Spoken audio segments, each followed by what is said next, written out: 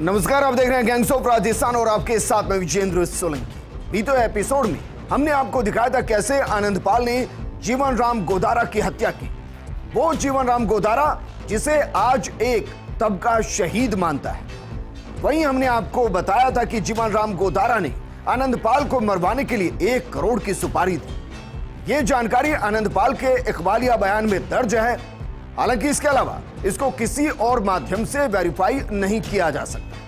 हमने आपको यह भी दिखाया कि कैसे देवेंद्र और रुपेंद्र एसओजी के हिस्से चढ़े और उन्होंने आनंदपाल के मालासर में छुपे होने की जानकारी दी, जिसके बाद एसओजी मालासर पहुंची। आज हम आपको दिखाएंगे कि अंतिम चंद घंटों में ऐसा क्या हुआ कि आनंदपाल को गिरफ्तार करने पहुंची एसओजी को आनंदपाल का एनकाउंटर करना पड़ा, और जो आनंदपाल कई मोर्चों के जरिए सरेंडर करना चाहता था उसने सरेंडर क्यों नहीं किया। दिखाएंगे आनंदपाल की जिंदगी के अंतिम वो अध्याय जिसके बाद गैंगस्टर आनंदपाल का चैप्टर हमारी पुलिस और एसओजी ने हमेशा के लिए क्लोज कर दिया।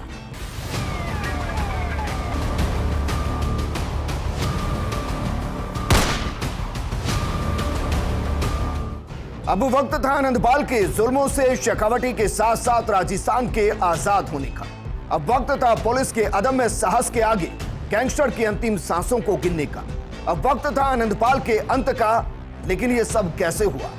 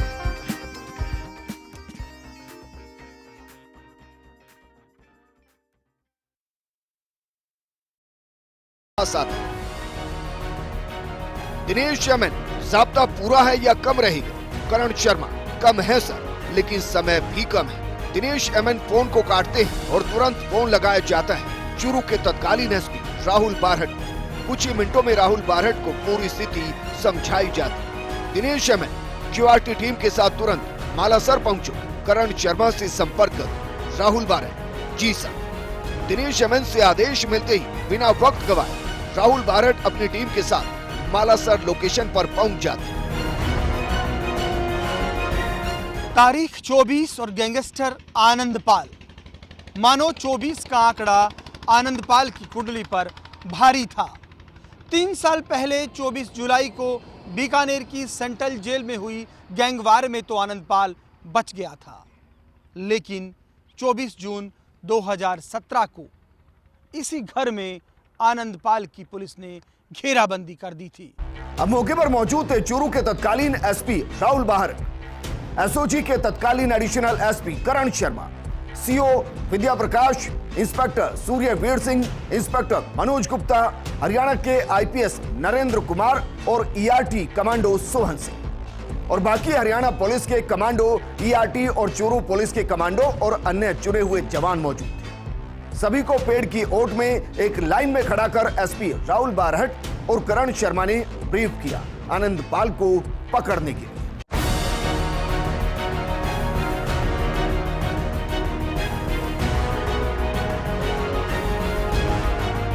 ब्रीफिंग के बाद अब बारी थी उस मकान की तस्दीक करवाने की जिसमें आनंद पाल छिपा हुआ था और ये बता सकते थे सिर्फ रुपेंद्र और देवेंद्र जो पुलिस की गाड़ी में मौजूद थे और सिरसा से मालासर लाए गए थे। उनको गाड़ी से उतारा जाता है और रुपेंद्र और देवेंद्र के मुंह को कपड़े से बांधा जाता है ताकि वो चीखकर आनंद पाल तक पुलिस के होने की सूचना ना पहुंच जाती। फिर आधा किलोमीटर पैदल चलने के बाद रुपेंद्र पाल इशारा करता है, जिस मकान की तरफ इशारा करता है उसी मकान में आनंद पाल छिपा था।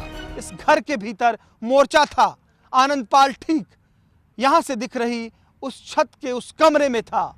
कैसे पुलिस ने व्यूह रचना बनाई, किस तरह से 2017 की 24 जून को आनंद पाल को मार गिराया गया था। तस्दीक होने के बाद पुलिस तुरंत दोनों बदमाशों को वापस पुलिस गाड़ी तक ले जाती और गाड़ी में बिठा देती। फिर शुरू होता है राजस्थान के इतिहास का सबसे बड़ा पुलिस ऑपरेशन आनंद पाल। चारों तरफ सन्नाटा होता है, लेकिन इस सन्नाटे के बीच में जो आवाज सुनाई दे रही थी वो थी हथियारों को लोड करने की। पुलिस अधिकारी, एसओजी, क्यूआरटी, कमांडो अपने अपने हथियारों को लोड कर रहे थे। इसके बाद शुरू होता है टीम बनाने का काम। हमने घेर के रखा था obviously, but without any movement, खाली लेटे हुए थे हमारे जवान। उसके बाद में हम गाड़ी लेकर जब हम गए और फायर आने की संभावना थी तो हमने क्या किया था, आगे एक गाड़ी चलाई कैंपर और हम सारे उसको बीपी जैकेट पहनाया और हम सारे पीछे पीछे दौड़ के गए। पूरे घटनाक्रम की पल पल की जानकारी आईजी दिनेश एमएन ले रही थी और निर्देश भी दे रही थी। अब बारी थी टीम बनाने की। जिस मकान में आनंद पाल छिपा था उसकी घेराबंदी करने की। तो चलिए आपको मकान के साथ समझाते हैं कि वो कौन कौन से अधिकारी थे और वो कहां कहां तैनात थे। मेन गेट पर Sohan Singh, ERT commando, Suryaveer Singh, inspector Rahul Barhat, Churu SP, Karan Sharma, additional SP, Vidya Prakash, DySP. इनके पीछे हेड कांस्टेबल कैलाश और धर्मपाल जो कि राहुल बारहट के गनमैन थे वो भी मौजूद थे। मकान की पश्चिम दिशा में नरेंद्र कुमार बिजानिया, आईपीएस हरियाणा, चूरू पुलिस के कमांडो, नरेंद्र कुमार बिजानिया के कमांडो। मकान को कई दिशाओं से घेर दिया गया था। अब हम आपको बताते हैं कि मकान के पीछे की साइड में किन्होंने मोर्चा संभाला था। मकान का पिछला हिस्सा Manoj Kumar, inspector SOG, ERT commando. वहीं मकान के लेफ्ट साइड में चूरू पुलिस के एसआई रामविलास, चूरू पुलिस के कमांडो और नागौर पुलिस की तेज तर्रार शूटर्स मोर्चा संभाल चुकी थी। ऐसी मोर्चाबंदी इसलिए की गई क्योंकि पुलिस चाहती थी कि आनंद पाल को जिंदा पकड़ा जाए और उसको फिर से सलाखों में डाल दिया जाए। लेकिन पुलिस को ये भी पता था कि आनंद पाल के पास AK-47 मशीन गन है और वो पुलिस पर फायरिंग कर सकता है। इसलिए जितना जरूरी था आनंद पाल को पकड़ना, उतना ही जरूरी था टीम के हर सदस्य की जिंदगी को बचाना।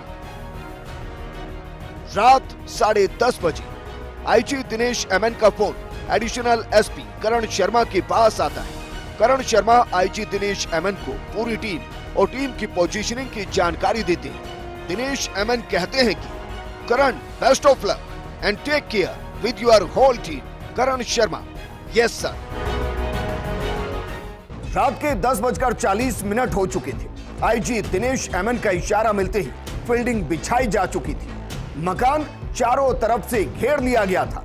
मकान के दरवाजे तक राहुल बारहट, करण शर्मा, विद्या प्रकाश, सोहन सिंह और सूर्यवीर सिंह पहुंच चुके थे। 3 मिनट यहां सभी रुकते हैं और फिर चूरू एसपी रहे राहुल बारहट तेज आवाज में चिल्लाते हैं, आनंद पाल, तुम्हें चारों तरफ से घेर लिया गया, आत्मसमर्पण कर दो। इसके बाद क्या होता है, ये रिपोर्ट देखिए।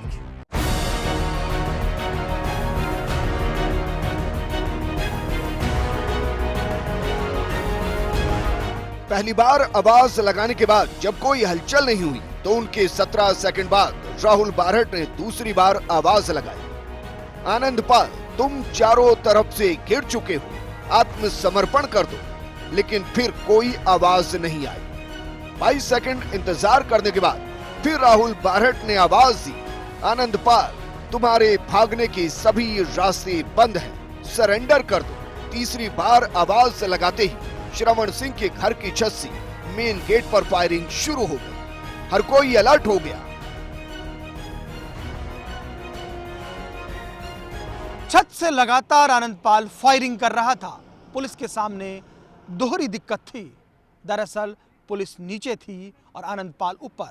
साथ ही साथ अंधेरी रात में मुश्किल था कि वो आनंदपाल को देख पाए, क्योंकि हर कोई जानता था कि आनंदपाल के पास AK-47 है और वो इससे पहले भी कई बार पुलिस पर फायरिंग कर चुका है, कई बार फरार हो चुका है। पुलिस इस बार गैंगस्टर आनंदपाल को कोई मौका देना नहीं चाहती, इसलिए मकान के बाहर बने मुख्य गेट को खोलते हुए SP राहुल बारहट जोर से चिल्लाते हैं, चलो।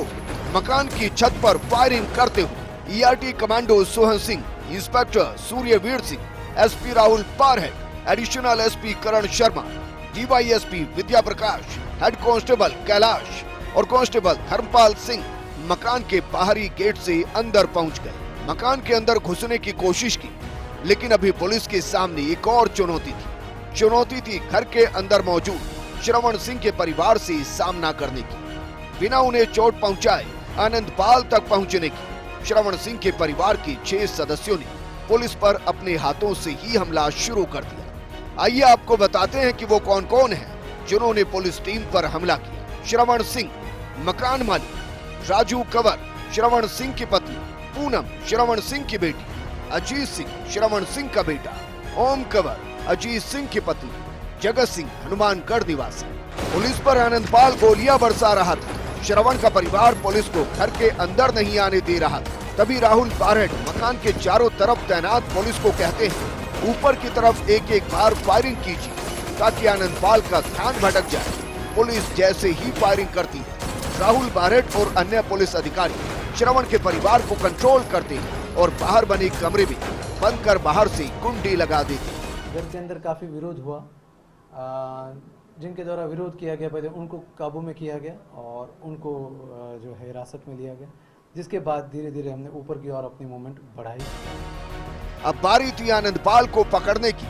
इस दौरान SP राहुल बारहट और करण शर्मा ये जानते थे कि अगर थोड़ी भी ढील दी गई तो आनंदपाल फरार होने की कोशिश करेगा। मौका नहीं देना चाहती थी।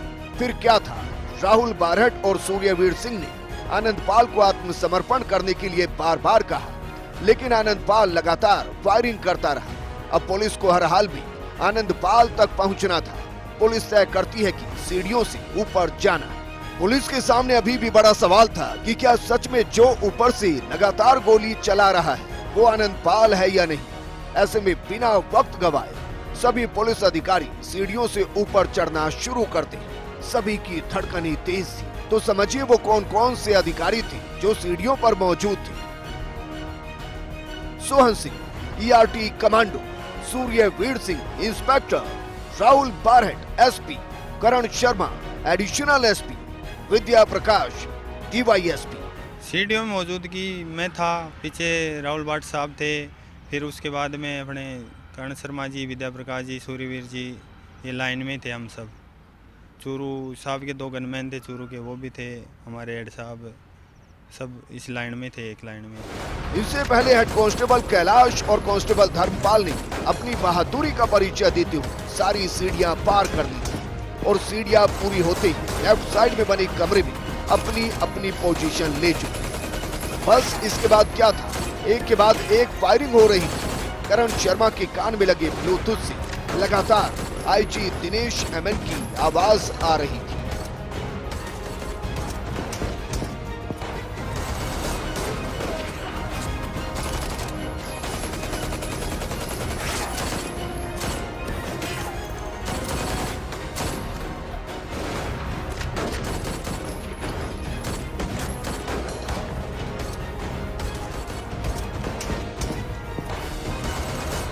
दिनेश MN करण क्या हुआ, क्या हुआ?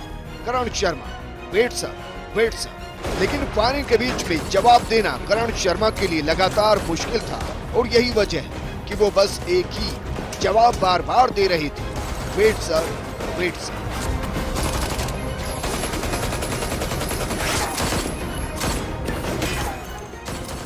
लगातार गोलियां चल रही थी, लेकिन शीशे में देखकर आनंदपाल को अमावस की रात में कैसे गोली मारी, ये सवाल आज तक पूछा जाता है। सवाल ये भी पूछा जाता है कि जब आनंदपाल को घेर लिया गया था और पुलिस सरेंडर कराने पहुंची थी, तो फिर आनंदपाल के शरीर में 15 गोलियां किसने और क्यों दागी? प्रश्न ये आपके हर सवाल का जवाब देगा, क्योंकि हमने इस केस की पूरी स्टडी की है। लेकिन एक छोटे से ब्रेक के बाद जल्द लौट रहे हैं।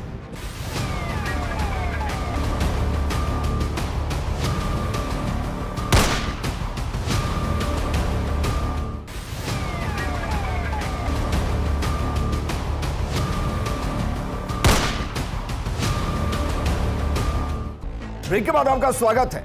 मालासर गांव में अमावस की रात के सन्नाटे में फायरिंग की आवाजें सुनकर दहशत के मारे ग्रामीण अब अपने घरों से बाहर निकल रहे थे। श्रवण सिंह के मकान के चारों तरफ तैनात पुलिस टीमें लोगों को उस मकान से दूर हटा रही थी और दूसरी तरफ सीढ़ियों में तैनात पुलिस टीम के सदस्यों की हलक भी सूखने लगे।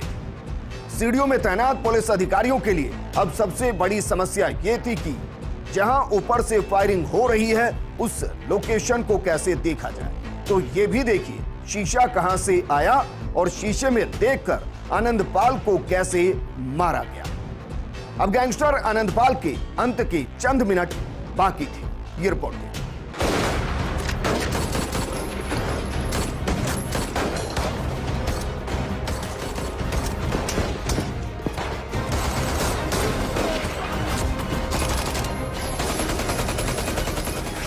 डीवाईएसपी विद्या प्रकाश जो सबसे नीचे की सीढ़ियों पर मौजूद थे, वो तेजी से नीचे की तरफ भागते हैं, बाथरूम में जाते हैं, वहां लगे शीशों को उखाड़ कर लाते हैं और उसको पहली सीढ़ी पर सबसे ऊपर खड़े सोहन सिंह को दे देते हैं। सोहन सिंह उसको बिना आवाज किए ऊपर की सीढ़ियों से सटी दीवार के साथ खड़ा कर देता है।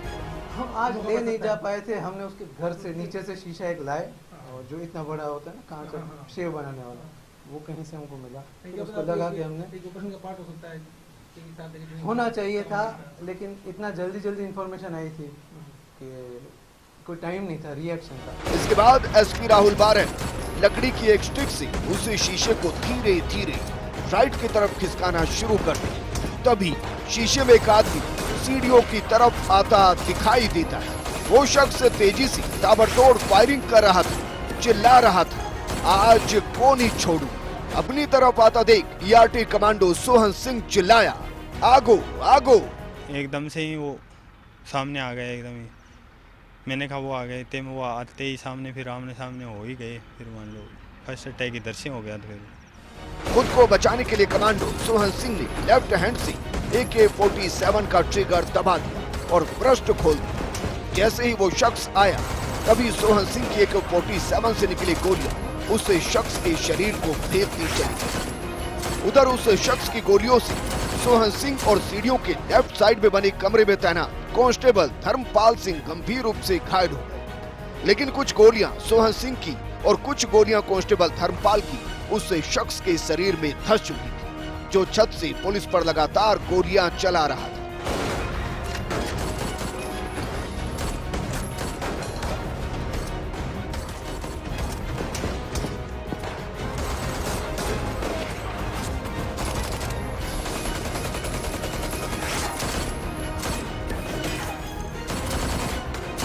अब गोलियां लगते ही सोहन सिंह का बैलेंस बिगड़ गया और वो अपने पीछे खड़े कवर फायर दे रहे इंस्पेक्टर सूर्यवीर सिंह राठौड़ पर गिर पड़े।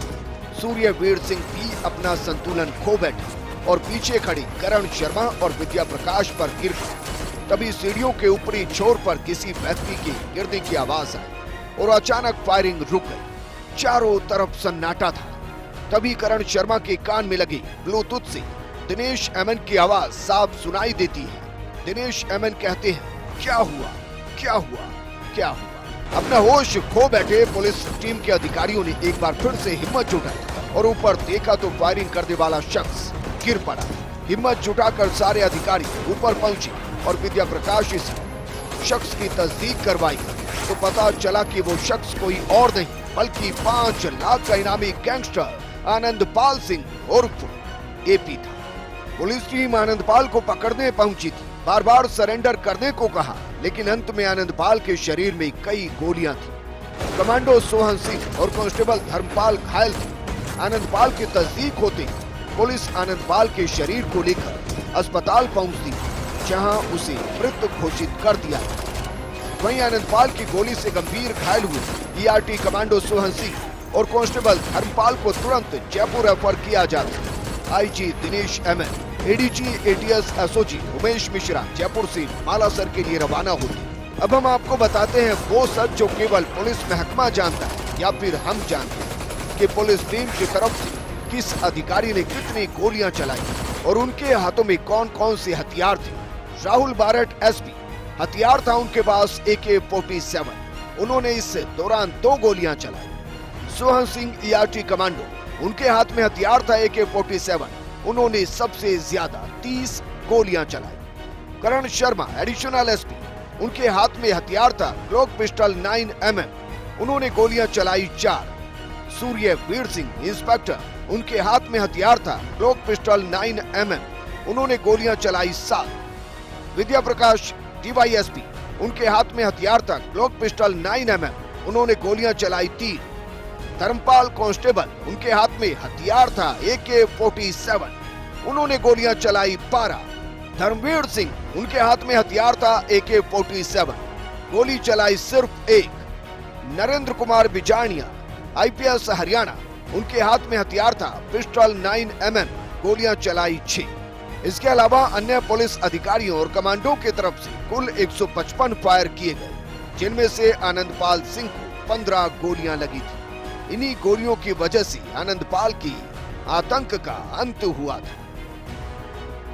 इस पूरी घटना के अंदर जैसे ही सोहन सिंह ने शीशे में देखा कि हाँ आनंदपाल उनकी तरफ आ रहा है, तो ये मारवाड़ी बोले कि आगो आगो, मतलब कि वो आ गया है और उन्होंने व्रस्ट के ऊपर ले गए, उसके ऊपर हमला कर दिया। एक और बात सबसे जानने वाली ये है कि ईआरटी कमांडो को लेफ्ट हैंड से AK-47 चलाना सिखाया जाता है और शायद इसीलिए उन्होंने अपने लेफ्ट हैंड से फायरिंग की। उस फायरिंग के अंदर आनंदपाल का एनकाउंटर पूरा हुआ। इस घटना के बाद लोगों ने इस एनकाउंटर को फर्जी भी बताया तो कई सवाल भी खड़े किए। काफी दिनों तक आनंदपाल के शव का अंतिम संस्कार नहीं किया गया। सावराज में भारी बवाल हुआ और केस की जांच दी गई सीबीआई को। सीबीआई ने एनकाउंटर सीन को रिक्रिएट किया और अपनी जांच में एनकाउंटर को बिल्कुल सही माना। सवाल था कि एनकाउंटर की रात क्या इलाके की लाइट काटी गई थी तो सामने आया कि नहीं। जिस वक्त गोलीबारी हो रही थी, श्रवण सिंह के मकान की बिजली चालू थी और उस शीशे में सीढ़ियों के अंतिम छोर के ऊपर लगे बल्ब की रोशनी में ही आनंदपाल की लोकेशन को ट्रेस किया गया था। सवाल था कि कमांडो सोहन सिंह ने उल्टे हाथ से गोली कैसे चलाई, तो जवाब है कि कमांडो सोहन सिंह उल्टे हाथ से सटीक निशाना लगाने में माहिर था। सवाल था कि आनंदपाल का एनकाउंटर क्यों किया गया, उसको गिरफ्तार क्यों नहीं किया गया, तो इसका जवाब हमने हमारे इस प्रोग्राम में आपको दिया है और उम्मीद करते हैं कि वो जवाब आपको मिल गया होगा। पुलिस के इस पूरे ऑपरेशन के दौरान कई बार आनंदपाल को सरेंडर करने के लिए कहा गया, लेकिन उसने नहीं किया और अंत में पुलिस के हाथों गैंगस्टर का अंत हुआ।